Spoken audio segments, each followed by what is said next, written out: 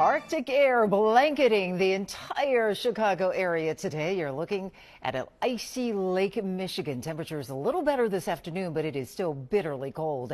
If you were out and about this morning, wind chills were way below zero. Good afternoon. You needed the coat, hat, scarf, gloves, and then some today. You did. The bitter cold. It's causing problems for commuters and homeowners. Evelyn Holmes will have that story, but let's start with meteorologist Larry Mowry.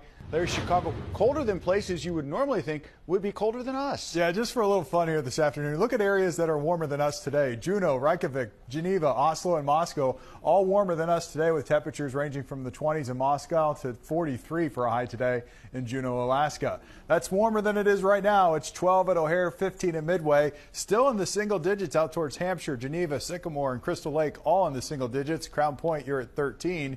But wind chills mostly down around zero, if not below zero this afternoon. And overnight tonight, we've got another really cold night. Not quite as cold as this morning, but still very, very cold, with cold advisories in place for the northwestern suburbs from midnight tonight until 10 o'clock in the morning. So how cold does it get tonight? Down around zero. Most areas to the west and to the north will be a few degrees below zero, a few degrees above zero if you're in northwest Indiana. But our wind chills tomorrow morning will be 15 to 20 below. This morning we had wind chills 20 to 30 below. So believe it or not, that's actually a little bit of an improvement from what we had this morning. But we're still in this bitter cold air for the next couple of days. We don't climb into the 20s until Friday, but it does get much warmer for the weekend. We'll talk about that nice warm up all coming up. Okay, Larry, thank you. We have some breaking news on the Indiana toll road this afternoon. 9 semis, 4 passenger cars, and an Indiana State Police car all involved in a crash. Remarkably, no one was hurt. This pileup happened in the eastbound lanes near the LaPorte Plaza exit. For a while, traffic was forced off at State Road 39 while crews worked to clear that scene. Things are rolling once again through that area this afternoon. So far, no word on what caused that crash. Glad everyone's okay. Chicago area residents trying to deal with this bitter cold the best way they know how. Yeah, look at that picture. ABC 7's Evelyn Holmes is live at the Ace Hardware in suburban Homewood, where this cold has workers there staying very busy this afternoon. Evelyn.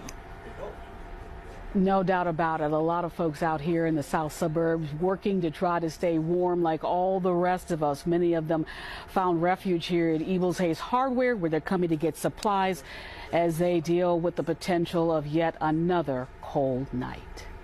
It is winter in Chicago, and anyone who ventures outside knows it.